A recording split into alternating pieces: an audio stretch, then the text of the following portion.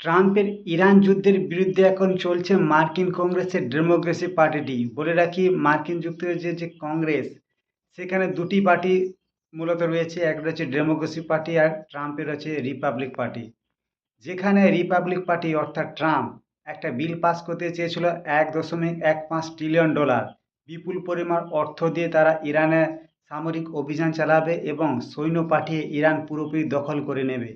কিন্তু মার্কিন কংগ্রেসের যে ডেমোক্রেসি পার্টি, তারা কোনো প্রকারে রাজি হয়নি এবং ট্রাম্পের দেওয়া বিলটি ছিঁড়ে ফেলে দেয়।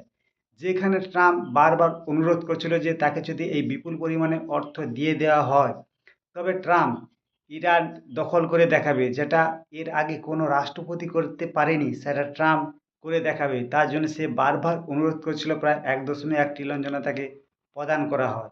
সেক্ষেত্রে ডেমোক্রেসি পার্টি বিলটি ছুড়ে দিয়ে মার্কিন কংগ্রেসে একটা নতুন ইতিহাস গড়ে দিল। বলে রাখি, আমেরিকা যুক্তরাষ্ট্রে যখন কোনো বিদেশে যখন যুদ্ধ চালায়, তখন এই দুটি পার্টি, ডেমোক্রেসি এবং রিপাবলিক পার্টি, হাতে হাত মিলিয়ে সেটা পরিচালনা করে এবং যুদ্ধে জয়লাভও করে থাকে। কিন্তু ইরান জুটে বিপরীত ঘটলো, যেখানে ডেমোক্রেসি পার্টি বিলটিকে ছুঁড়ে ফেলে দিল। অন্যদিকে ইসরায়েলের জন্য একটা আচমকা একটা থাপ্পড় মেরে দিল সেই ডেমোক্রেসি পার্টি।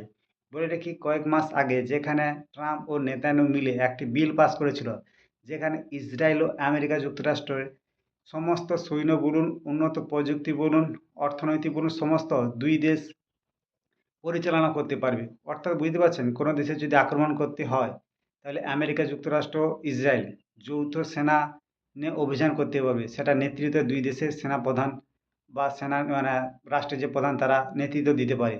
কিন্তু সেই বিলটিকেও ডেমোক্রেসি পার্টি কাল পার্লামেন্টে ছিঁড়ে ফেলে দিল। সেখানে নেতানিয়াহুর বড় একটা ঝটকা লাগে। অন্যদিকে বলে রাখি, ট্রাম্প বারবার অনুরোধ করছে যাতে এই বিলটি পাস করে দেওয়া হয়, কিন্তু ট্রাম্প ভোটাভুটিতে হেরে যায়।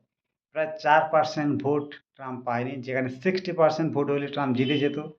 সেখানে হেরে যায় ট্রাম্প প্রশাসন, যেখানে ডেমোক্রেসি পার্টি জিতে যায়। বলে রাখি, ট্রাম্পের যে রিপাবলিক পার্টি আছে, সেখানে তাদের এমপিগুলোও ট্রাম্পের বিরুদ্ধে ভোট দিয়ে থাকে। কারণ কোথাও না কোথাও মার্কিন কংগ্রেসের নেতা নেত্রীরা ইরান যুদ্ধটা চাইছে না, ট্রাম্পের বিরুদ্ধে চলে যাচ্ছে। যেখানে ট্রাম্প চাইলে তার পাওয়ার প্রয়োগ করে এই যুদ্ধে চালিয়ে যেতে পারে, কিন্তু পরবর্তী ভোটে ট্রাম্প মুখ থুবড়ে পড়বে। সেখানে রিপাবলিক পার্টির অস্তিত্ব নিয়ে একটা বড় চিহ্ন থেকে থাকবে। দেখার বিষয় ট্রাম্প পরবর্তী পদক্ষেপ ইরানের বিরুদ্ধে কী নেয়, সেদিকে নজর থাকবে। ভিডিও ভালো লাগলে সাবস্ক্রাইব।